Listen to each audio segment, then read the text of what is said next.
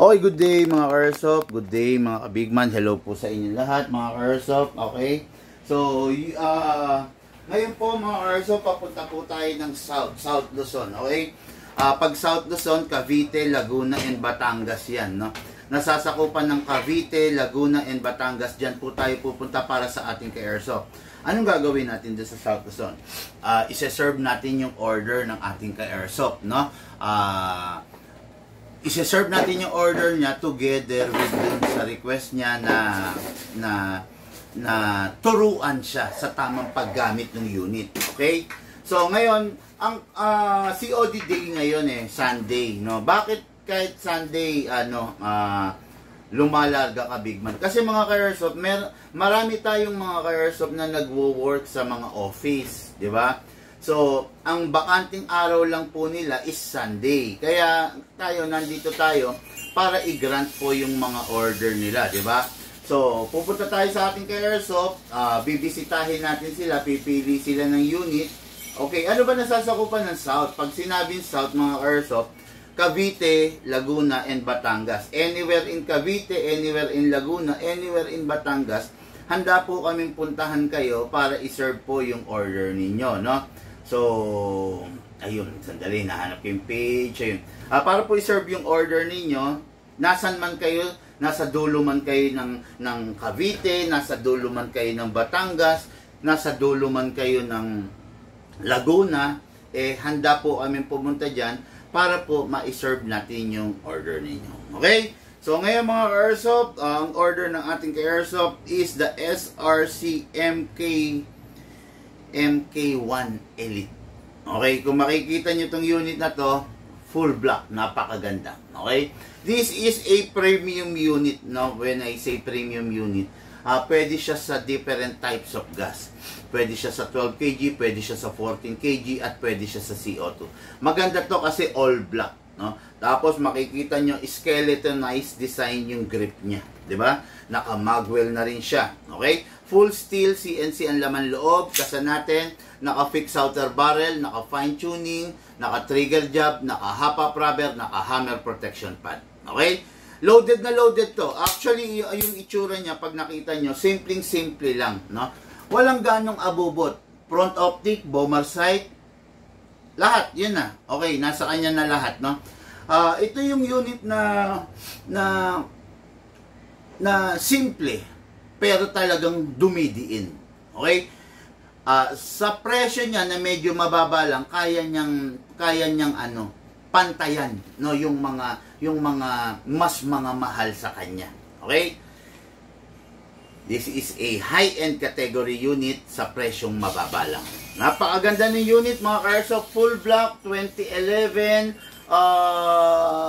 lahat ng upgrade kinarga namin dito. Okay? Naka-fix outer barrel, naka-fine tuning, naka-trigger job, naka-hammer protection pad. May tumatawag, pakisabi kay mama, pakisagot si Nino.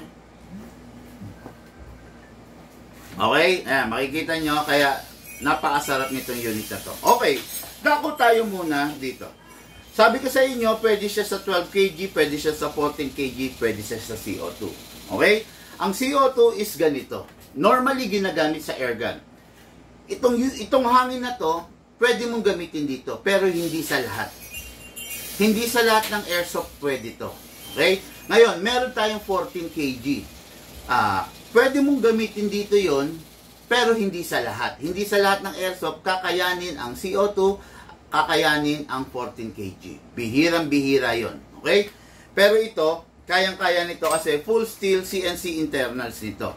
Okay? Ngayon, kung yung kasi mga ibang mga unit, budget mill, China, low Taiwan, alloy ang ginagamit nila. Kaya hindi sila pwedeng gamitan ng mga matataas na gas kasi mapapadali yung buhay nila. No?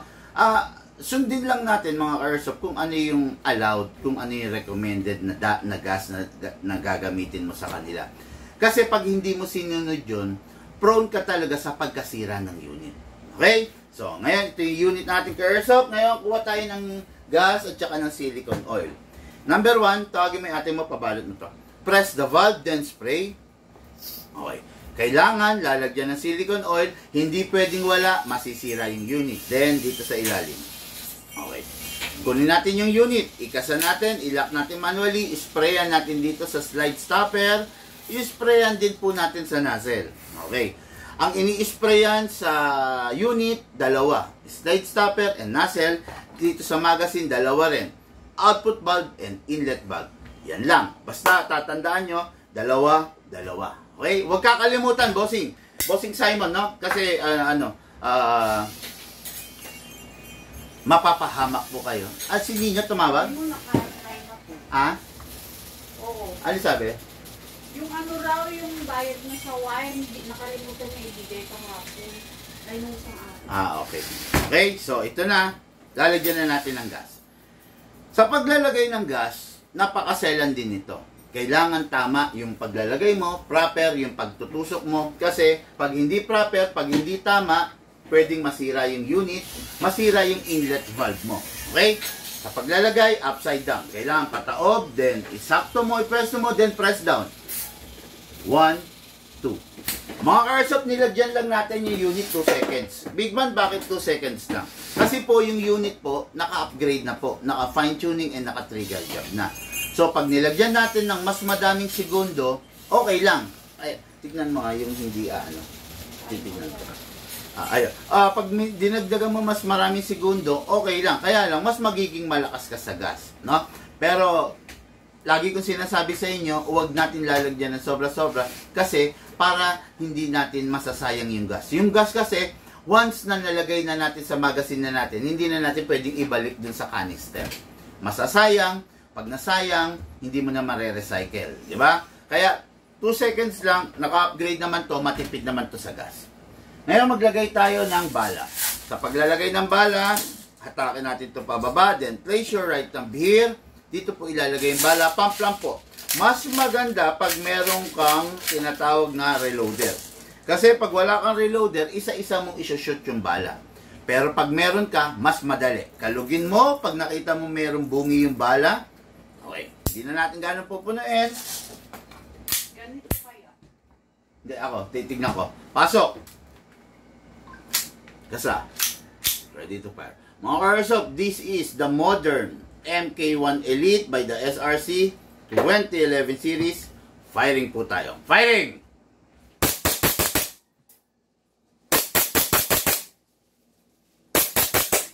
Open slide. Kasi wala na siyang bala. Next thing to do, release the magazine, release the slide. Then rest the hammer by pressing the trigger. Okay. Itong unit na to, unit ng ating Seaman ka-airsoft na taga Oton, Iloilo. Gusto niya sana pumunta rito, kaya lang nung malaman niya na hindi niya pwedeng isakay ito ng eroplano, nagdalawang isip siya. Ang sabi niya, edi kung ganun rin lang, para hindi masayang yung biyahe ko, ipapaship ko na lang. Tama naman po yun. Tama naman po yung naging desisyon ng ating bossing, no? Ipaship na lang, kung tawid dagat, kung sasakay ng eroplano, wag na nating i-attempt na hawakan yung unit na, di ba, na bit-bitin kasi baka lang magka-problema ka pa. Okay? Mga airsoft, maraming salamat po sa mga nag-share ng live video. Maraming salamat. Sa mga hindi pa po nag-share, paki-share po yung live video. Then, don't forget to follow and hit the follow button. Mga airsoft, lahat po tayo nagmula sa iba't ibang larangan, pinagbuklod, pinag-isa, ng iisang libangan. Yun po ang paglalaro ng airsoft, hatid po sa inyo ng inyong likod, Big Man. Thank you po.